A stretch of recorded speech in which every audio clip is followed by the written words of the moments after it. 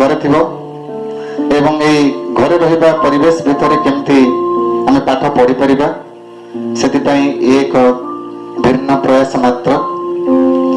समस्त शिक्षक बंधु मानक मोर नमस्कार कृतज्ञता।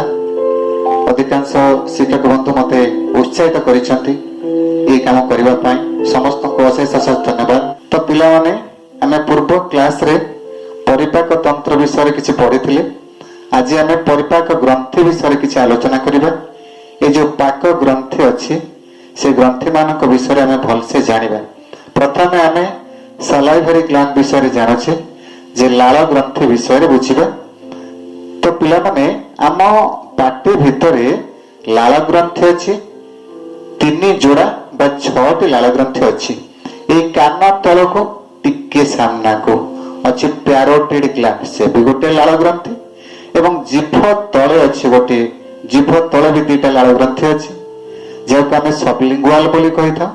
एवं ए पट ए तलको एमति भीतर को अछि दुईटा ताको आमे सब मांडिबुलर ग्लैंड बोली कहिथा। एमति तीन हल बा 6टी लाल ग्रंथि अछि। पले ए जो लाल ए लालर नेचर होछि स्लाइटली एसिडिक टिके अम्लीय कारण तार पीएच वैल्यू होछि 6.7 एवं ए लाल भितरे कोन कोन अछि ए लालर कंपोजिशन कोन कोन ता भितरे कोन कोन आमे देखिया को पाइथा।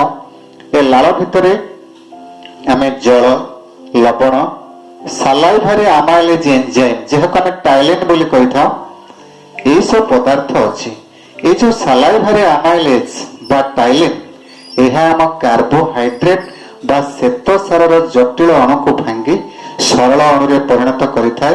गोटे माल्टोज डाइसैकाराइड अणु गोटे दी टिके अणु सेइथरे परिणत करिथाय।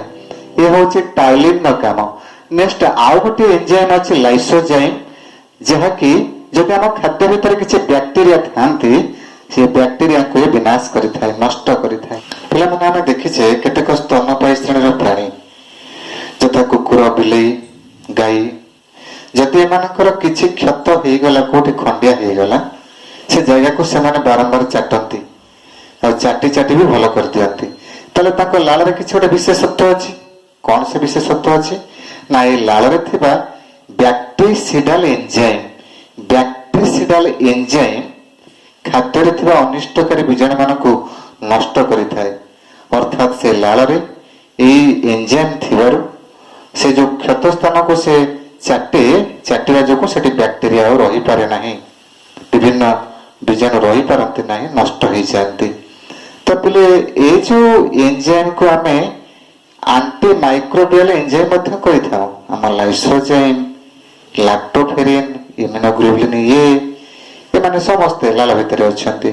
तबे हम बही अनुसार आमे लिखिबा जे बैक्टीरिसिडल एंजाइम थिबारु से क्षत स्थान को से चाटी चाटी भल कर दियंती। नेक्स्ट पिले आमे आसीबा आउ एक ग्लैंड को जहा को आमे जठर ग्रंथि बोली कहिथाउ स्टोमाक। ए स्टोमाक देख पिले ए होउची स्टोमाक आ भितरे जो ग्रंथि रहिछि ताको आमे गैस्ट्रिक ग्लैंड बा जठर ग्रंथि बोली कहिथाउ। पिले पाकस्थलीर कांथ भितरे जो टिश्यू माने अछंती जो सेल मानकर समाहार अछि से डिफरेंट टाइप रो सेल अछंती। तने से मानकर सिक्रेशन भी सम डिफरेंट हेइथा। केतेक सेल अछंती जो माने कि हाइड्रोक्लोरिक एसिड बा लवण अम्ल सिक्रेशन करंती से माने हेले ऑक्जिनटिक सेल हाइड्रोक्लोरिक एसिड क्षरण करिथांती जे कि बैक्टीरिया को विनाश करिथाय। खाद्य भितर जदि बैक्टीरिया जाइथाय ताकु से नष्ट करिथाय। आउ कोन थाय आउ किछि सेल अछंती चिप सेल से मानको हमें कहू। ए चिप सेल भितर गोटे प्रो एंजाइम पेप्सिनोजेन क्षरण हुए जहाँकि हाइड्रोक्लोरिक एसिड संस्पर्श रे आसिले ये गोटे एक्टिव एंजाइम पेप्सिन हो जाए। आर काम कौन यह पुष्टिसार अणु को भांगी थाए। पिले पाकस्थली रे पुष्टिसार अणुर भांगिबा कार्य आरंभ हुए। तो पिले आउ अछि एक एंजाइम जाना होछि गैस्ट्रिक लाइपेज। तो ये गैस्ट्रिक लाइपेज किछि परिमाणर स्नेह सार अणु को भांगी थाए। ताले पिले ए होछि हमर जठर ग्रंथि बा स्टोमाक भितर थिबा ग्लैंड विषय रे। एबे हमें आउ एक ग्रंथि विषय पढ़िबा जे होछि लिवर বা যକୃତ।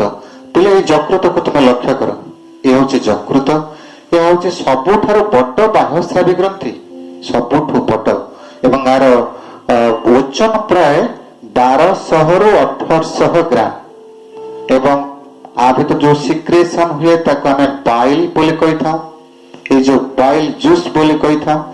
ପ୍ରତିଦିନ 500 ml ରୁ 1 ଲିଟର ବାଇଲ କ୍ଷରଣ ହେଇଥାଏ ଏଥିରୁ।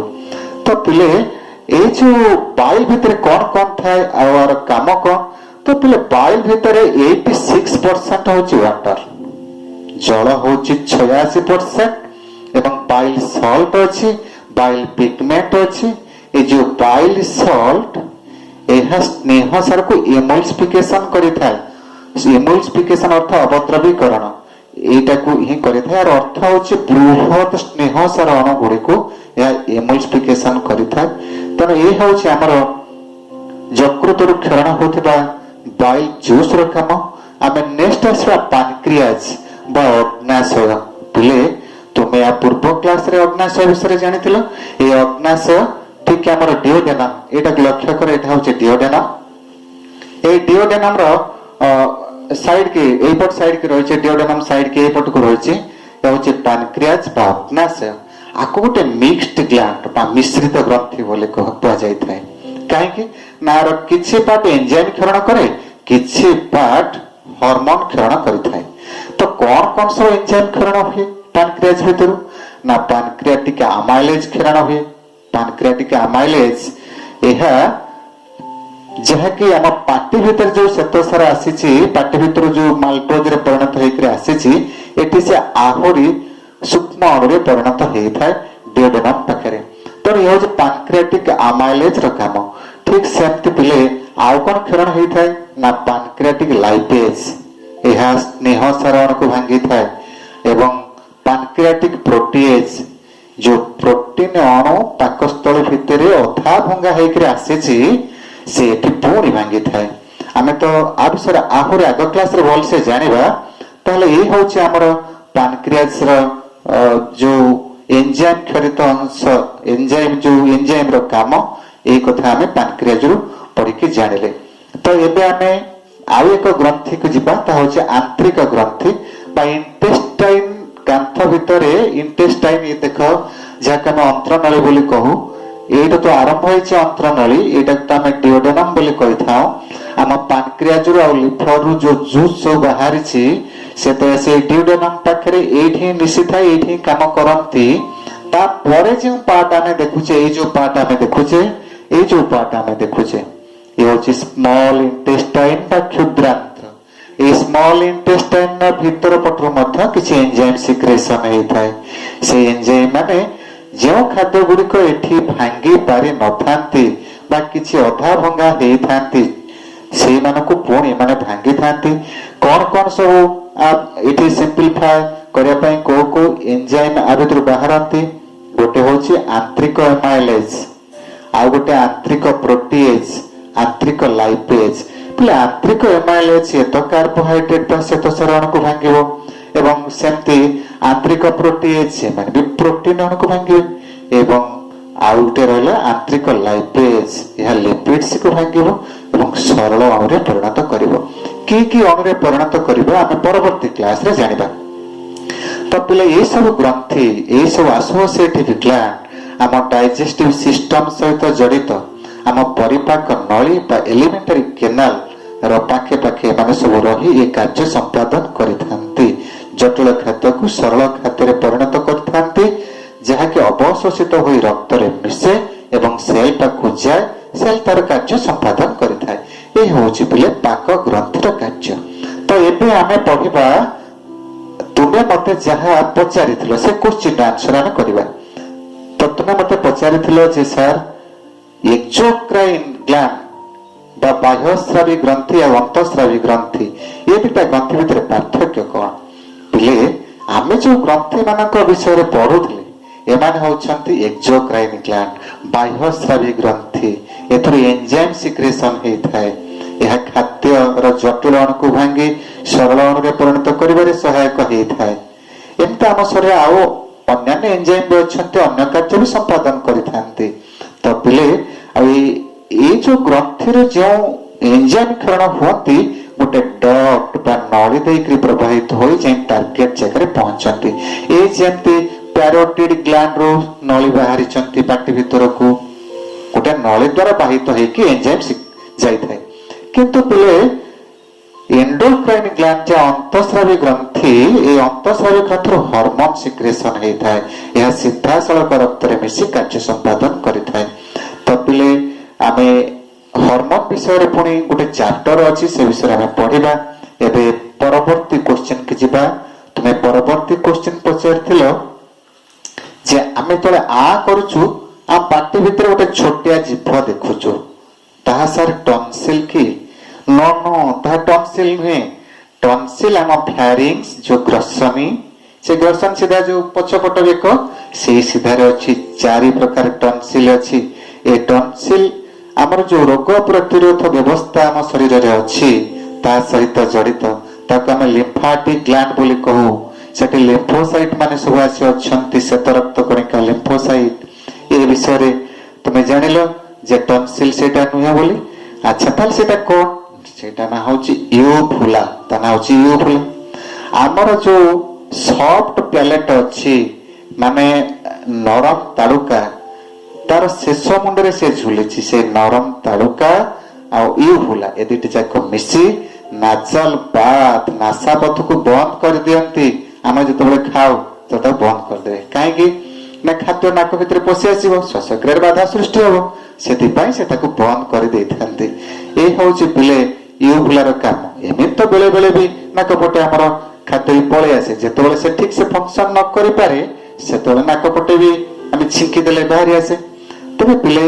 यूफुला यही काम करिथाए तो पिले नेक्स्ट क्वेश्चन होची हाँ पिले बेक जो दरज लागिबा टॉन्सिल बेले बेले इन्फेक्शन हो जाए थे बैक्टीरिया और भाइरस मानक जोगु सेठी इन्फेक्शन हेले तंटे दर्ज लगे खाद्य गिलिया पे हमें कष्ट अनुभव करू डाक्तर पाखु जाओ डाक्तर परामर्श दियंती जे लुण पानी टिके गर्गलिंग कर दियो करदेले से टिके आस्ते आस्ते आस्ते आस्ते से दर्ज कमी जाए औषध भी खाया को पड़े तो नेक्स्ट क्वेश्चन पिले जे तमे पचारिच मध्यम छदा कोन बा डायफ्राग्मा पिले मध्यम छदा एठी अछि मझिरे अछि जहा कि हम पेट आ छाती आकु दी भाग करूछि पेट भितरे किछि ऑर्गन अछंती छाती रे किछि ऑर्गन अछंती हम फुसफुस अछि छाती भितरे तनो आकु दी भाग करिथा जे से होछि डायफ्राग्मा बा मध्यम छदा अच्छा ए मध्यम छदार काम कोन ना एहा जो श्वास क्रिया करूछि हमें प्रश्वास निश्वास जहाँ हमर चली तार भूमिका अच्छी एवं दुटा पार्ट करुच्ची हमर पेट आ छाती की दी भाग करुच्ची अन्य कार्य भी तार अच्छी तुम्हें हायर स्टडी से विषय जान तो पिले आउ गोटे क्वेश्चन तुम पचार अपेंडिक्स कथा पचार कि कहार अपेंडिक्स अच्छी कहार नाही आमे तो जानिले मनुष्यर अच्छी काम लगुनि ताले कहार अच्छी अच्छी और काम लगुची से हेले ठेकुआ आ गोटे होची ओम्बाट्स ठेकुआ तो जानिचे ओम्बाट्स गोटे पी कि घुसुरी भले छोट जीवटे तांकर सब से कार्य लगुची एभली जीव अछंती किछि अछंती जो मानकर अपेंडिक्स कार्य लागि था कि कार्य लागि था ना तंतु जातीय खाद्य बा सेलुलोज को डाइजेशन करिवारे सेतरु किछि सिक्रेशन हेई थाए एंजाइम जहा कि सेलुलोज को डाइजेशन करिवारे सहायता करिथाए तो आउ कहार नथाए कुकुर और बिलाई पर झील मानकर यह नथाए मनुष्यर तो थाए किंतु काम लगेनि तेणु ताको आम एक अवशेषांग बा भेस्टिगल ऑर्गन बोली कही था किछि अतीत बहुत हुए काम लगुला किंतु मनुष्यर जो जीवन शैली परिवर्तित जीवन शैली वन जंगल छाड़ी आसी घर द्वार कर रहिलु आम जमी खाद्य सब खाइलु बहुत हुए से अपेंडिकस आस्ते आस्ते आस्ते आस्ते निष्क्रिय हो जाए तो अवशेषांग बोली कहूँ किंतु यह विवर्तन को प्रमाण देता विवर्तन मनुष्य जो बदली बदली आसी अवस्था पहुंची अपेंडिकस अवशेषांग ताको प्रमाण करिथाए पिला माने मांस हजम करुवा एंजाइम मांस हजम करुवा एंजाइम पाकस्थली की कहीं हजम करें ना कहीं हजम करें तो पिले ମାଂସ ହେଉଛି ପୁଷ୍ଟିସାର ବା ପ୍ରୋଟିନ୍। ଏ ତ ପାକସ୍ଥଳୀରେ କ୍ଷରିତ ହେଉଥିବା ପ୍ରୋଟିଏଜ୍ ଯେଉଁ ଏଞ୍ଜାଇମ୍ ସେ ମାଂସକୁ ହଜମ କରେ। କିନ୍ତୁ ପିଲେ এই ପ୍ରୋଟିଏଜ୍ ନିଷ୍କ୍ରିୟ ଅବସ୍ଥାରେ ପାକସ୍ଥଳୀରୁ କ୍ଷରଣ ହେଇଥାଏ। ତ ନିଷ୍କ୍ରିୟ ଅବସ୍ଥାରେ କ୍ଷରଣ ହେଉଥିବାରୁ ସେ ହାଇଡ୍ରୋକ୍ଲୋରିକ୍ ଏସିଡ୍ ସଂସ୍ପର୍ଶରେ ଆସିଲେ ଯାଇକି ଆକ୍ଟିଭ ହେଇଥାଏ। ଖାଦ୍ୟ ପହଞ୍ଚିଲେ ଯାଇ ସେ ଏଞ୍ଜାଇମ୍ ଆକ୍ଟିଭ ହୁଏ ଏବଂ ଆମେ ଖାଉଥିବା ମାଂସକୁ ହଜମ କରେ। କିନ୍ତୁ ଯେହେତୁ ନିଷ୍କ୍ରିୟ ଅବସ୍ଥାରେ ସେ ରିଲିଜ୍ ହେଉଛି, ନିଷ୍କ୍ରିୟ ଅବସ୍ଥାରେ କ୍ଷରଣ ହେଉଛି, ତେଣୁ ଏହା ପାକସ୍ଥଳୀର କାନ୍ଥକୁ ହଜମ କରିପାରେ ନାହିଁ।